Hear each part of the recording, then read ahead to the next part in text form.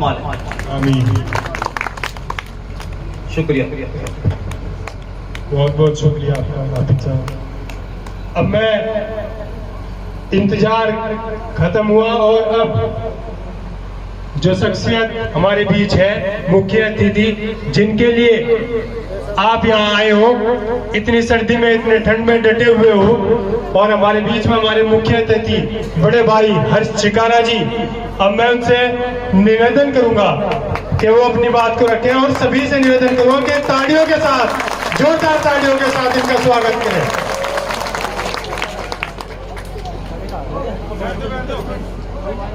सम्मानित बुजुर्गों, नौजवान साथियों, आवाज सुन रही मातर शक्तियां, आप सभी के चरणों में आपके बेटे, आपके बच्चे, आपके भाई हर्ष चिकारा की हाथ जोड़ के राम राम, नमस्कार, सत श्री अकाल, अस्सलाम वालेकुम।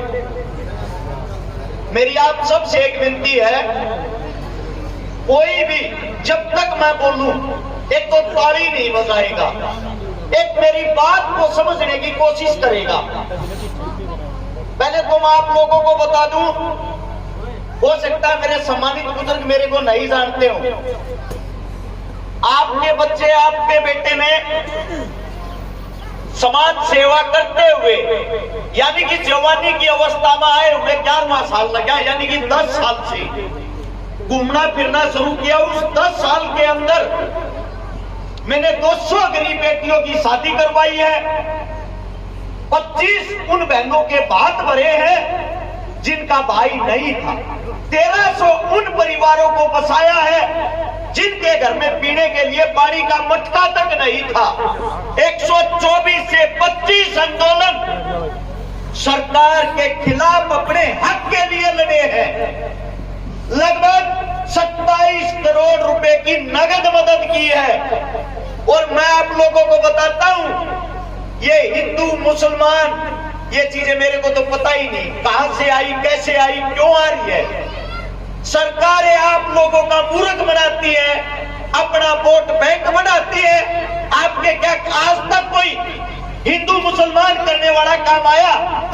आज तक क्या किसी एक भी नेता ने आपके बीच आके, हिंदू मुसलमान करने वाले नेता ने आपके बीच आके किसी गरीब की मदद की? नहीं ना। फिर आप लोग क्यों मूर्ख बन रहे हो? सबसे पहले आप लोगों को बताता हूं, मैं खाली बातें नहीं करता। जो मेरे साथ में मेरा भाई खड़ा दानिश, ये जो मददें आप लोगों को गिनवा रहा हूं, उस हर एक मदद में पिछले 5 साल से ये मेरा भाई मेरे साथ है। सबसे पहले पुलवामा जो हमला हुआ था, उसके दौरान शहीदों की याद में हमने कुश्ती दंगल करवाया था, जिसमें विश्व के बाहर देश के भी पहलवान आए थे। उसमें मेरा भाई मेरे साथ था। रही मददों की बात, बहन बेटियों की बात, गोवाना के पास 2 गरीब हमारी मुसलमान समाज की बहनें, ना तो उनका भाई था ना पिता था। एक रिक्शा में बैठ के एक बूढ़ी औरत आती है, बेटा सिर्फ आपसे उम्मीद है, मेरे घर के अंदर आने से डर रही। मैंने उनको देखा, मैं बोला माता जी अंदर तो आजा, चाय पानी तो पी ले। उसका पहला ही जवाब ये था, बेटा मैं जाति से मुस्लिम हूं। मैं बोला फिर क्या हुआ? मैं आपको माता जी कह रहा हूं तो आप मेरी माँ हो, अंदर आओ। जबरदस्ती उसको अंदर लेके आया। मैंने उसको 15 मिनट बैठाया। 15 मिनट के बाद उसके अंदर का डर निकला। फिर उसके 1 हफ्ते के बाद जब मैं उनके घर गया, उनके पाटने पर उस बहन का भाई बन के खड़ा हुआ, उन दोनों बहनों का कन्यादान किया। उन दोनों बहनों का आपकी जुबान में बोले तो निकाह, हमारी जुबान में बोले तो शादी करवाई। तब उसकी माता जी की आंखों में जो खुशी के आंसू थे, बेटा मैं तो इसलिए डर रही थी क्योंकि जो आपका समाज, आप हिंदू समाज से आते हो, मैं एक मुसलमान समाज से आती हूँ। हम हर रोज ये टीवी देखते हैं, ये खबरें सुनते हैं। इन खबरों के कारण हमारे को डर लगने लग गया है इन चीजों से। सच्चाई तो ये है, हिंद के 2 बेटे, हिंदू और मुसलमान सबसे ताकतवर बेटे हैं, लेकिन मूर्ख वे हैं जो अपने आप को एक दूसरे का दुश्मन समझते हैं। मैं गारंटी देता हूं, आप किसी नेता का भाषण मत सुनो, आप टीवी मत देखो, अगर कहीं भी हिंदू मुसलमानों के बीच झगड़ा हो, मैं ये कहता हूं सरेआम चौक के बीच मेरे को जूत मारना आके, कहीं भी कोई भी लड़ाई नहीं है। दूसरी बात, हमें एक दूसरे से सीखना चाहिए। हम एक ऐसे प्रांगण में खड़े हैं, एक हत्यारा बाहर देश का जिसका नाम था तैमूर, अफगानिस्तान से हमारे हिंदुस्तान को लूटने के लिए आया था 1398 में, और जिस सरजमी पर मैं आज हाल फिलहाल खड़ा हूं, यहीं से एक बहादुर सेनापति था जिसको महाबली भीम का दर्जा दिया गया है, जोगराज सिंह गुज्जर। मैं आप लोगों को बताता हूं, जब तैमूर हिंदुस्तान को लूटने के लिए आया, सबसे पहले उसने शुरुआत पाकिस्तान से की। पाकिस्तान को लूट के पानीपत के रास्ते से दिल्ली आया। दिल्ली के अंदर जगह का नाम है लोनी बॉर्डर। 1 लाख आदमियों को काट के उनके लाश का ढेर बना के उनके ऊपर बैठ के उन्होंने चाय पी, अपने चाय नाश्ता किया 1 लाख आदमियों को मार के, जिनको वो गाजर मूली की तरह काट रहा था। उसके अंदर ना तो उसने ये देखा कौन जाट है, कौन राजपूत है, कौन बानिया है, कौन हिंदू है, कौन मुसलमान है। अगर वो किसी का शव काट रहा था, सिर्फ हिंदुस्तानियों का शव। उस वक्त मेरठ के पास 2 गढ़, एक जगह का नाम है जहां के हमारे राजा थे देवपाल। देवपाल ने सेना को बुलाया और सारे गांवों में, खाप पंचायतों में खबर भिजवा दी, पंचायती झंडे के नीचे सब इकट्ठे हो, एक हत्यारा आतंक मचा रहा, हमें कैसे भी उसको रोक के हिंदुस्तान को बचाना है। वहां पे सेना इकट्ठी होती है, जिसका सबसे मुख्य सेनापति बनाया जाता है जोगराज सिंह गुज्जर को, जिसकी 7 फुट 9 इंच हाइट, 320 किलो वजन, एक ताकतवर कर्मचारी सेनापति हमारे बीच में भीम की तरह खड़ा हुआ था। उसके साथ में जो उप सेनापति थे हरवीर गुड़िया जाट, हरियाणा से, बादड़ी से। उसके बाद जो तीसरा सेनापति था दुल्ला वाल्मीकि, हासी से। इन तीनों की जिम्मेदारी थी अपने हरेक समाज के भाई बहनों को इकट्ठा करो और उसको कैसे न कैसे करके रोकना है। इन्होंने दिन रात एक करके हिंदू, मुसलमान, सिख अपने सारे भाईचारे को इकट्ठा किया और उस युद्ध के दौरान 80,000 सैनिक इकट्ठे किए। वे सैनिक नहीं थे, आपकी खाप पंचायत के आप जैसे बुजुर्ग थे, आप जैसे नौजवान थे। उन सबको इकट्ठा करके और तैमूर के साथ लड़ाई शुरू की, जिसमें 40,000 हमारी माताएं बहनें भी थी। हमारी संख्या 1,20,000, तैमूर की संख्या 2.5 लाख। युद्ध शुरू होता है मेरठ से युद्ध शुरू होते होते हरिद्वार पहुंचता है। भाईचारे की बात सुनना, जब यहाँ पे तैमूर को हरवीर गुड़िया जाट घेर लेता है अपने सैनिकों के साथ और तैमूर की छाती में भाला घोंप देता है। जैसे ही तैमूर की छाती में भाला घोंपा, 60 तलवारबाज हरवीर गुड़िया पे टूट पड़ते हैं। हरवीर गुड़िया के दांत की छाली बना देते हैं, पूरे शरीर को काट देते हैं। और जोगराज सिंह गुज्जर, यादव, ब्राह्मण, पंडित, मुसलमान, सबकी एक आवाज होती है, हमारा भाई मार दिया, अपने भाई का बदला लेंगे, इसको यहीं पे रोकेंगे। सबके सब उस भारी भरकम सेना से भिड़ जाते हैं। वही जोगराज सिंह गुज्जर एक कंधे पे 265 किलो के अपने भाई को उठा रहा और दूसरे हाथ में तलवार लेके अपनी सेना के साथ गाजर मूली की तरह उस फौज का सफाया कर रहा। ये वही सरजमी, वही जगह है जहां से उस हत्यारे तैमूर को वापिस अपने देश में भगा दिया। ये आप लोगों की एकता थी, ये आप लोगों की ताकत थी। आज आप लोग इतने मूर्ख हो गए हैं, आप लोग सब कुछ भूल गए हैं। मैं आप सबसे पूछना चाहता हूं, किताबें पढ़ो। भगत सिंह का वकील कौन था? मुस्लिम। महाराणा प्रताप राजपूत राजा, उसका सेनापति कौन था? मुस्लिम। आप किताबें तो पढ़ते नहीं, हिंदू मुसलमान में घुसे हुए हो। अरे मूर्खों, आंख खोलो, उसको देखो जो हमारे देश का प्रधानमंत्री बना बैठा है, नरेंद्र मोदी। उसकी जाति क्या है, क्या किसी को पता है? एक बार उसकी जाति सर्च करके देखो गूगल पे अपने फोन में। वो तेली जाति से संबंध रखता है, जो एक हमारे मुस्लिम समाज की जाति है। और आप लोगों को मूर्ख बना रखा है। जो सबसे बड़ा संगठन चलाता है आरएसएस का, उसकी बेटी की शादी किसके साथ हुई है? मुस्लिम के साथ।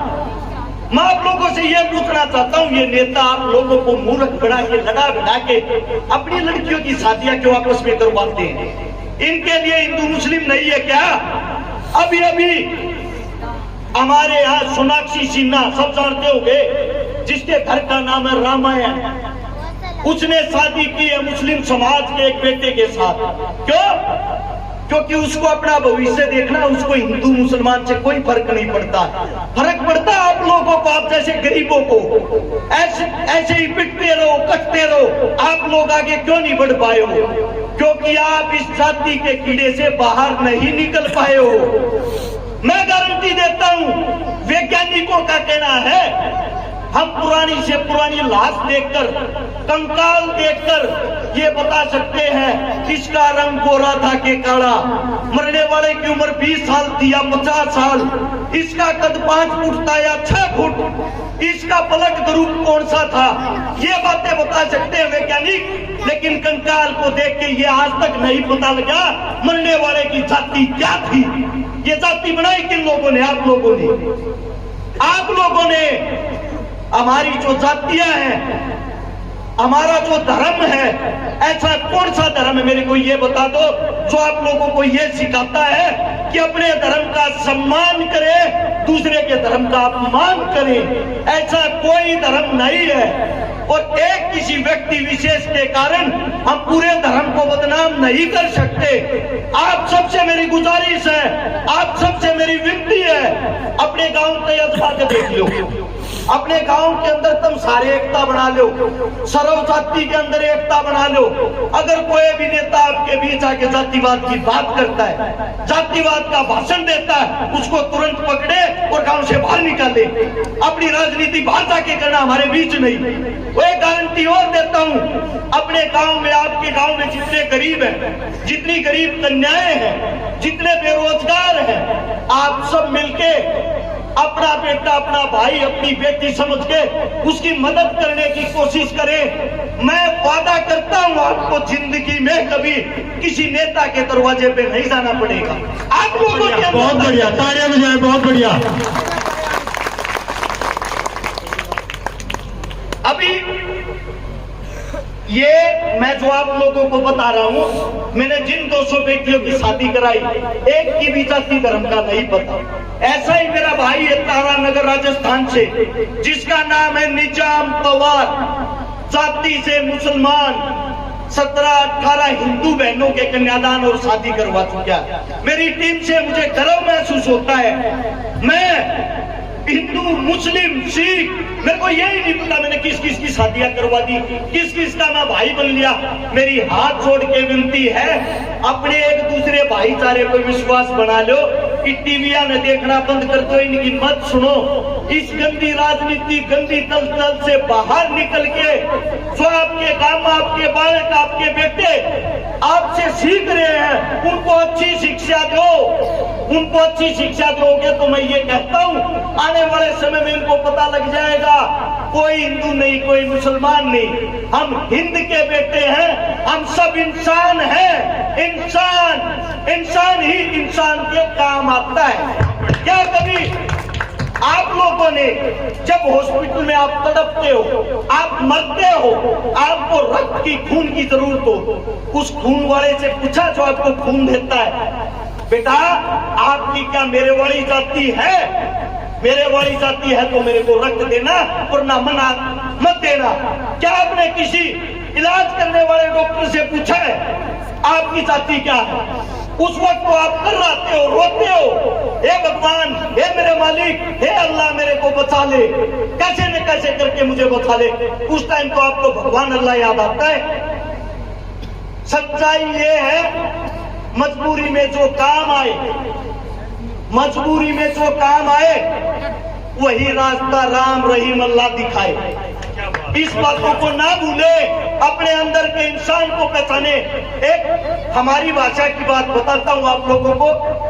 एक औरत लगातार 10 साल से मंदिर जाती थी और मंदिर में जाके एक दिन परेशान होगी, हाथ जोड़ के भगवान को कहती है, मेरे मालिक है, मेरे भगवान, आज तक मेरे को दर्शन नहीं दिए, मैं कैसे मान लूं कि तू है?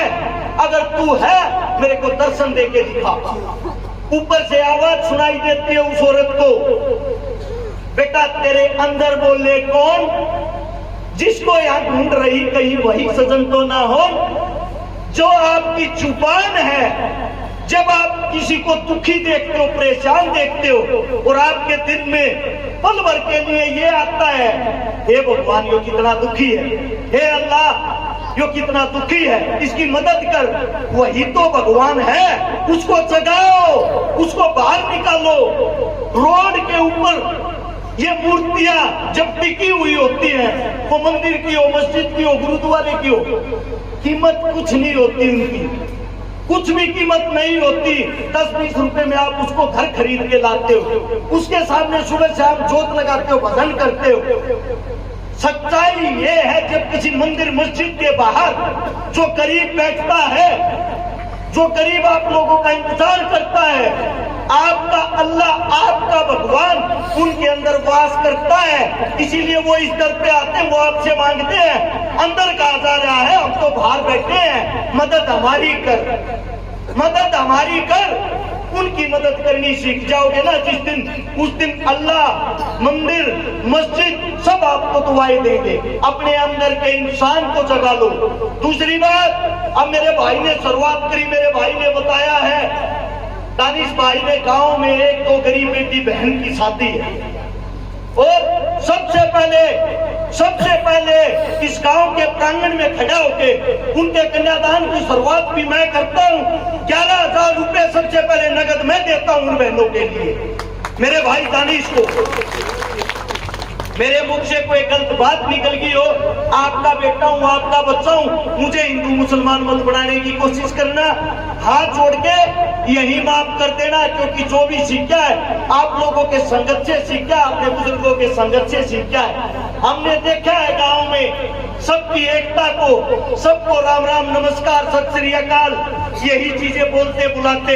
हमने इस जातिवाद से ना तो जीना सीखा, ना कभी जीने देंगे। जितना जल्दी आप इस जातिवाद धर्मवाद से बाहर निकल जाओगे, मैं ये कहता हूँ आपको आगे बढ़ने से रोकने वाला कोई नहीं होगा। बहुत बढ़िया, आप सबने इतने प्यार से मेरी बातें सुनी, इतना प्यार प्रेम मुझे दिया।